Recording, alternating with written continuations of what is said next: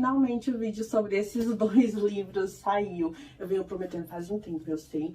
Então, o primeiro, Para Ler como Escritor, da Francine Prose, um guia para quem gosta de livros e para quem quer escrevê-los. E o Como Funciona a Ficção, do James Wood. Ambos tratam do mesmo tema, então eu resolvi apenas juntar as ideias e contrastar os pontos de vista. Eu acho muito legal quando dois sexos diferentes falam do mesmo tema, que a gente pode ter pontos de vista mais enriquecedores. Eu li esses livros pela segunda vez, li cada um 2 vezes, e foi como se eu nunca tivesse sido educada antes. Eles acrescentaram muito e eu vim dividir um pouco com vocês.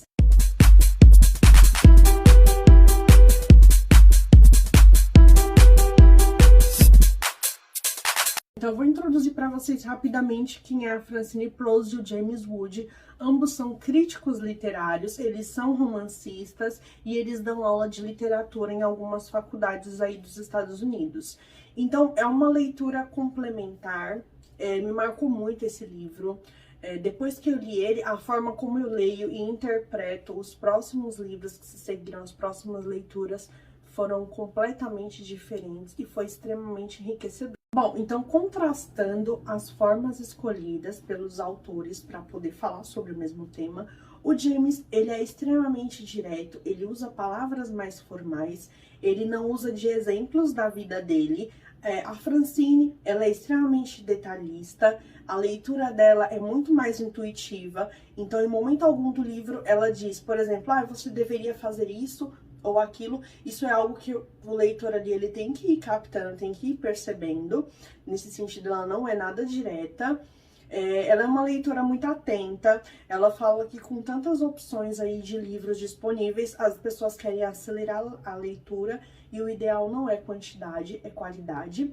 A Francine fala que não é possível ensinar a paixão por ler ou por escrever, que essa escolha ela se dá de modo mais ou menos inconsciente e ela traz alguns fatos da vida dela para falar um pouco mais sobre isso. O James Wood, ele não fala absolutamente nada sobre a vida pessoal dele. Então ela fala que com a chegada da adolescência, as leituras se intensificaram muito. Dá até para compreender, né, o porquê, funciona como uma fuga, até porque a adolescência é um dos períodos mais conturbados das nossas fases da vida, porque é um momento de alicerce e construção da identidade.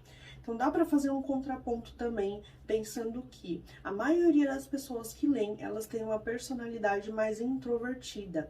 Então, algumas pessoas, elas usam a leitura como uma forma de compensação, para não ter que entrar em contato com algumas questões difíceis de lidar que a sociabilização traz, como sentimento de inferioridade ou inadequação. Outro ponto interessante também para se pensar em relação à personalidade de livros é o sonhar acordado.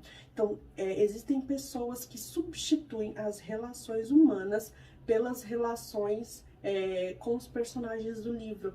Então, é como se elas se expressassem e se satisfazessem através da história. Bom, um ponto que a Francine e o James tratam e ambos concordam é que um escritor, ele não é formado em cursos de escrita ou dedicados para este fim, e sim com a leitura e com a escrita o mais atenta possível e de preferência todos os dias. Eles falam que a criatividade, ela pode ser lapidada, mas ela não pode ser ensinada. Agora eu vou falar de aspectos um pouco mais técnicos e vou começar falando pelo parágrafo. O parágrafo, eles falam que ele serve para evocar emoções no leitor. Então pode ser uma reviravolta, pode ser um ponto de vista diferente frente ao mesmo estímulo, enfim. E ela sugere que o parágrafo, ele sempre deve terminar com um clímax de inquietude, porque normalmente as pessoas, elas param de ler o livro no final do parágrafo, né? Dificilmente alguém vai parar de ler no meio do parágrafo. Bom, agora vamos falar sobre o diálogo, e o diálogo, ele está a serviço de fazer a história avançar. Ou seja, você não precisa dedicar vários parágrafos para falar sobre a personalidade, sobre o caráter, sobre as vestimentas, sobre os modos lá do lugar.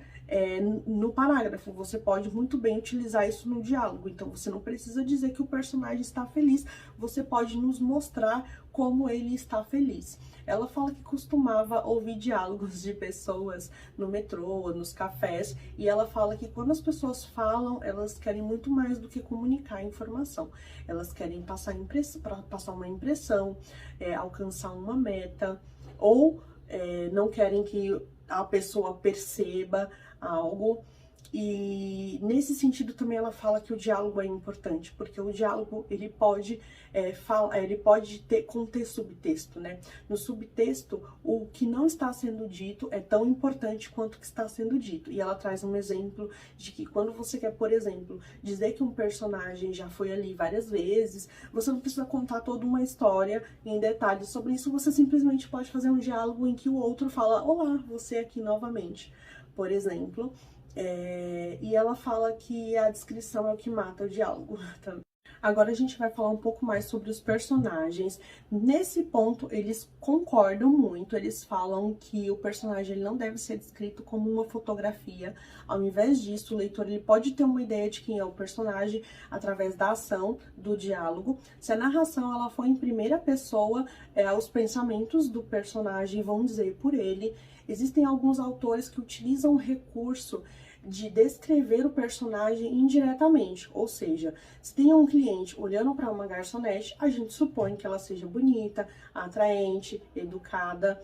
Eles falam também que se um livro tem personagens muito parecidos entre si, é porque pode ser que o autor esteja falando dele.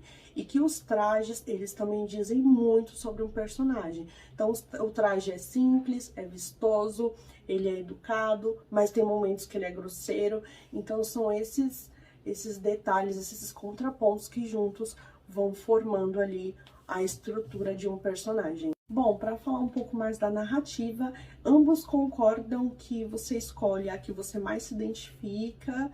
Eles ressaltam que a narrativa em primeira pessoa é um pouco delicada, porque todos os personagens eles serão vistos através dos olhos de uma única pessoa, né? Então é uma narrativa um pouco mais subjetiva.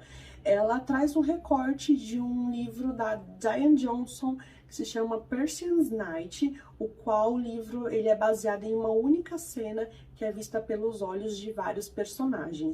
Bom, o recurso técnico que acrescenta muito na narração, que o James Wood fala, é o discurso indireto livre. Isso significa que você vai fazer o diálogo o mais próximo possível de como as pessoas falam na vida real.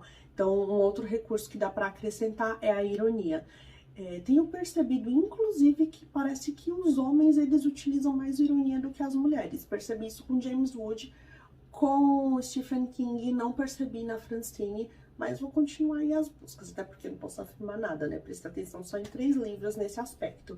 Enfim, o James, ele fala que, assim, o importante é que não tenha tantos vestígios do autor no personagem. Ele fala, claro, que eu sei que os personagens têm muito do autor, os personagens têm muito da influência das pessoas que rodeiam o autor, e muito também de como ele internaliza o mundo, mas o ideal seria tentar se afastar o máximo possível, e o discurso indireto livre proporciona isso. E não só, ele fala que autores que utilizam palavras muito rebuscadas também deixam ali marcada a presença do autor, porque parece que eles foram tentando encontrar uma maneira muito especial de dizer alguma coisa.